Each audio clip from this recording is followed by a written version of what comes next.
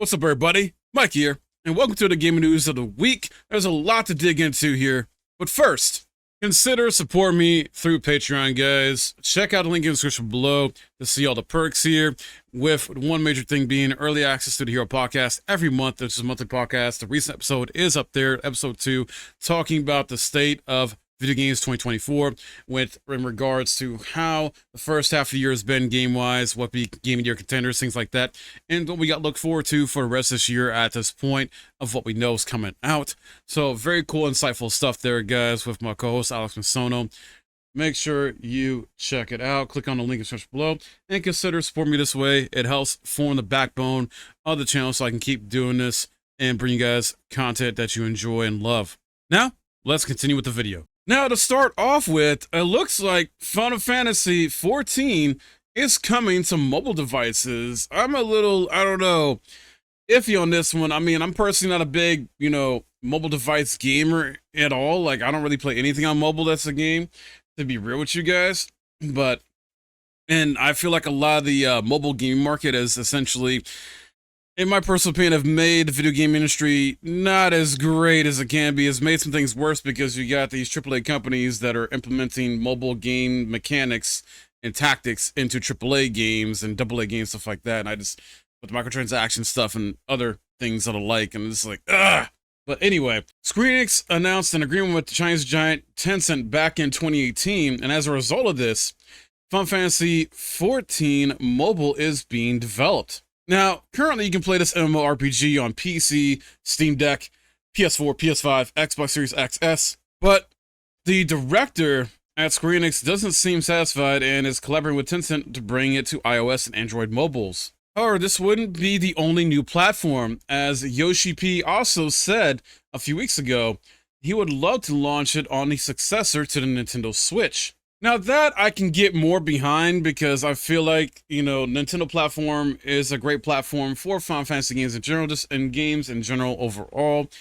And honestly, there are people that would like to play this MMORPG in a handheld type of format, whatever the Nintendo Switch's successor is, where it's a Switch Pro or not even called a Switch. It's most likely won't be called a Switch or Switch Pro, but it'll be called something else because Nintendo does their own thing. And this also makes sense too, because earlier this year we just had Final Fantasy 14 drop on Xbox console.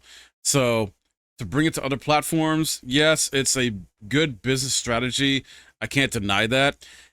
It going to mobile though, I don't know how it's gonna work well. I mean, it's definitely got to take a hit to graphics and some maybe functionality to a degree, and maybe some fidelity and other things. So yeah, I'm really concerned about that, how well it's going to run on just the mobile devices. So I have to wait and see. I'm not personally, going to be playing on there. I'm going to keep playing on my PS5 because that's where I played it on PlayStation ever since the PS3 when it first came out, or at least re-released back then. So yeah. Next up, we got some positive news regarding Zone Zero reaching 50 million global downloads. I tried it out myself personally. This is definitely a game I want to come back to in the future, but I just don't have time right now. There's so many other games I'm working on, and I still have a huge backlog of single player games to go through as well. But this is a great achievement milestone for the Zone Zero developer. And this took like 48 hours. Like 40 hours since it launched, it reached 50 million downloads. And I gotta give it credit, like the gameplay of it feels really good. Like the combat gameplay, it feels really fluid, smooth, snappy, just responsive. I enjoy it more than Genshin Impact combat and gameplay overall. And I still enjoy Star Rail's combat, like the turn-based of that. I gotta go back to that one at some point as well. But yeah, if you haven't tried it out, it is free to play.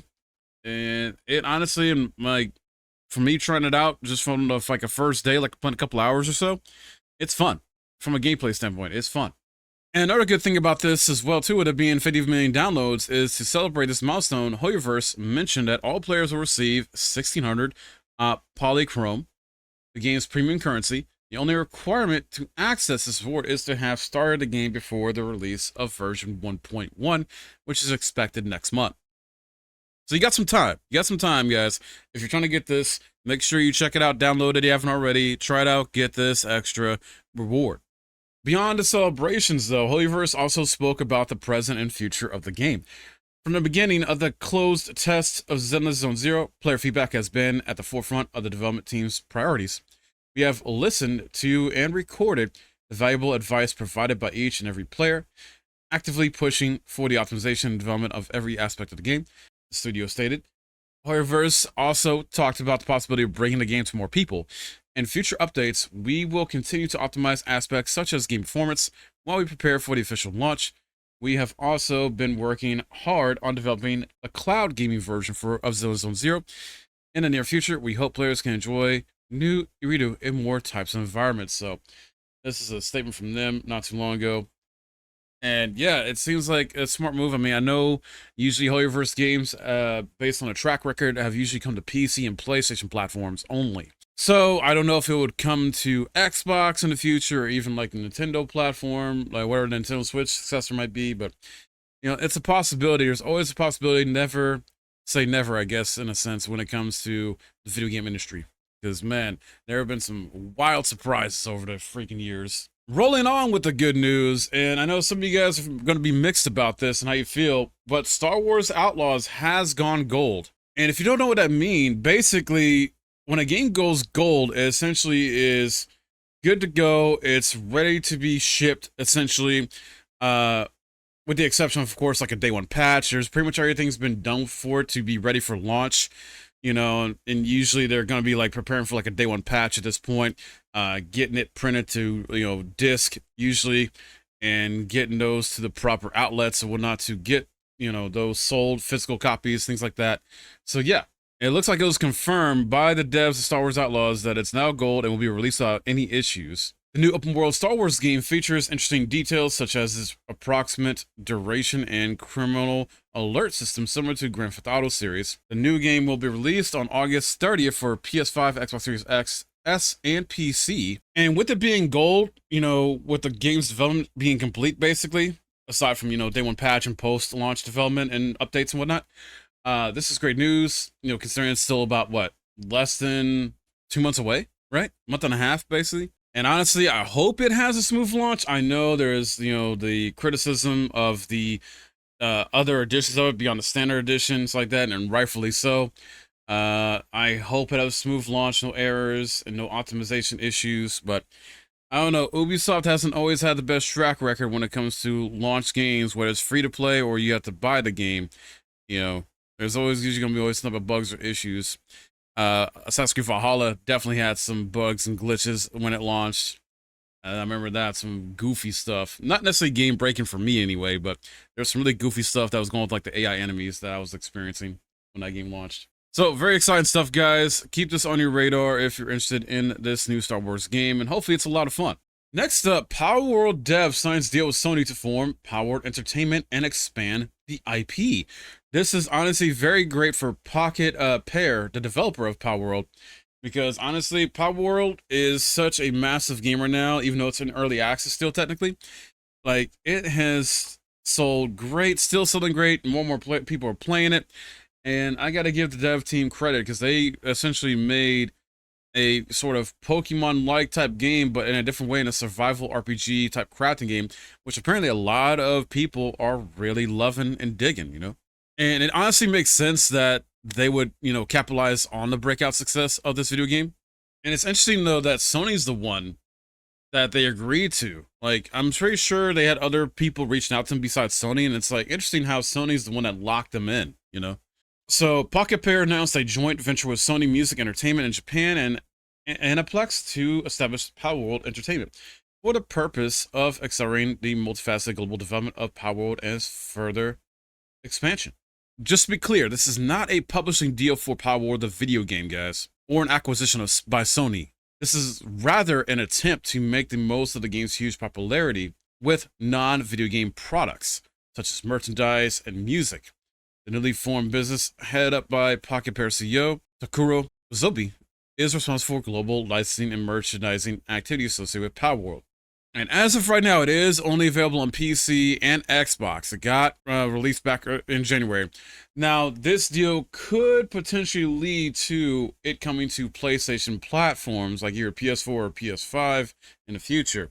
This also tells me this could potentially lead to maybe there being like a show of some kind because Aniplex, I mean, Aniplex, I believe, has been associated with like animes. So I'm not saying for sure there's like going to be like an anime of this, but hey, there's definitely the opportunity for it. There's the potential for it. And, would y'all be mad really if that came to fruition? I'd be down for a Power World anime or show of some kind if as long as it's done right.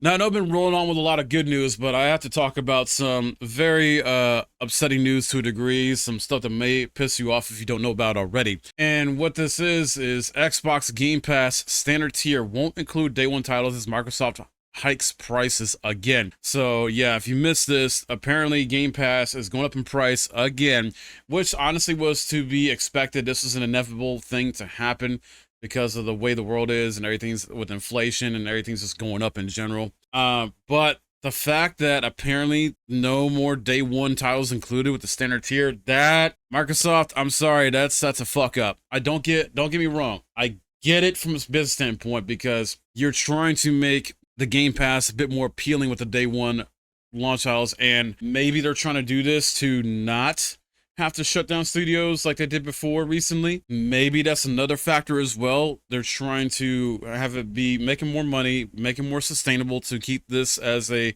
Netflix for games type of thing. But at the same time, not everybody got money like that to be paying this price they're asking for. So let's go into it. So this is first reported by Windows Central and outlined on Xbox support. Microsoft is raising the price of Xbox Game Pass Ultimate from $16.99 USD to $19.99 a month in the US. It's also replacing its more basic $10.99 Xbox Game Pass console tier with Xbox Game Pass Standard, a $14.99 option, which doesn't include the beloved day one release feature, specific entries to the Game Pass Ultimate library, access to EA Play, Xbox Cloud Gaming, perks, quests, and discounts on games in the Game Pass library. Microsoft didn't commit to eventually bringing these titles to Xbox Game Pass either, saying titles such as Call of Duty Black Ops 6 may be added to the library at a future date. Those wanting to play these games at launch and potentially at all will therefore need to pay the rolling $19.99 a month Xbox Game Pass Ultimate tier once these price changes go into effect for new members on July 10th. So this already happened on July 10th. New members, and for existing members on September 12th, 2024. PC Game Pass is also rising from $9.99 a month to $11.99 a month, while the most basic Xbox Game Pass core tier is rising from $59.99 to $74.99 a year. It will remain at $9.99 a month, however. Finally, Microsoft will only allow its users to prepay for Xbox Game Pass for console for up to 13 months going forward. Users with more months than 13 months already paid for will not be affected. So yeah, like I said, that is such, in my opinion, a bad move, and I feel like Xbox is going to lose a lot of subscribers now because of it, because like I said, there's many people out there that can't afford it, and some people can barely afford it at the price it's at now. So everybody's situation is different, and I get it from business standpoint. You're trying to make more money because you're trying to make it more sustainable, and you don't want to lose money and stuff like that when it comes to day one titles and be forced to either lay off people more or shut down studios completely. So I do get it from that sense, but also I think there's a better way you can go about this, because let's be real, Microsoft, you essentially made record-breaking profits this year, last year, and your solution to help keep this sustainable or keep those profits coming in is to do a price hike like this and not include day one. Technically, Microsoft has more money, I think, than Sony, and yet this is what they come up with. Yeah, Microsoft, do better. Dragon Quest III HD 2D remake details revealed, so we got some new story elements, graphics modes, and more. Speaking to Famitsu and translated by Genki on Twitter, Square Enix said the classic role-playing game's remake features several improvements for modern players while staying true to the original. And this includes new story elements to Dragon Quest III. On the technical side of things, the RPG will support 4K resolution on PS5, Xbox Series X and S, and PC. So console players must choose between it and a 60 frames per second performance mode. Players can also choose between 2 protagonist appearances in 3 difficulty settings. Myriad quality of life features will also be available, including autosaves. Though manual saves are still available, the ability to speed up battle with the shoulder buttons, 2 camera modes, a mini map which can be toggled on and off, and an NPC conversation log which saves the last 30 interactions. Dragon Quest III HD 2D Remake otherwise features towns which appear like miniatures in the overworld in classic RPG fashion, monsters which can appear in towns, a day and night cycle, and more. Very, very cool stuff for that. And I want to end things off with another amazing announcement and update with the Dragon Ball FighterZ dev Arc System Works announces Double Dragon Revive with a teaser trailer. This is a new 3D game in the veteran beat-em-up series published by Arc System Works and developed by AEW Fight Forever maker Ukes. And if you don't know Arc System Works, they have made Guilty Gear Strive, Dragon Ball FighterZ I mentioned earlier. So yeah, while I'm not too impressed with the visual character design of this game, I'm very excited. I love Double Dragon. This is one of my favorite games from as a kid back in the 90s. And I want Double Dragon to stick around as a franchise. I want it to come back. I want it to still be a thing. And I love that they're at least trying to show love to this game. And I trust Arc System Works because, at least from a gameplay standpoint, this game is gonna freaking rock. Double Dragon Revive features returning characters and familiar gameplay in which you pick up weapons scattered throughout the stages and use the area gimmicks to defeat enemies. The Double Dragon series has defined the belt scroll action genre ever since it hit the arcades in 1987. Now it returns as Double Dragon Revive thanks to the passionate support of retro game fans over the years.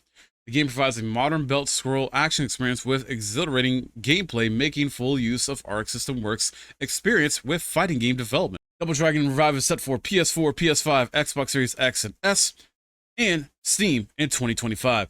The physical edition is set for PS4 and PS5 with digital on PS4, PS5, Xbox Series XS, and Steam. There is no Xbox One or Nintendo Switch version as of right now, though, which does suck. Maybe that'll change in the future. I hope it does. I want this game to be available on those platforms as well. But honestly, with there being no Switch version yet, that could be alluding to maybe it will come to the successor of the Switch.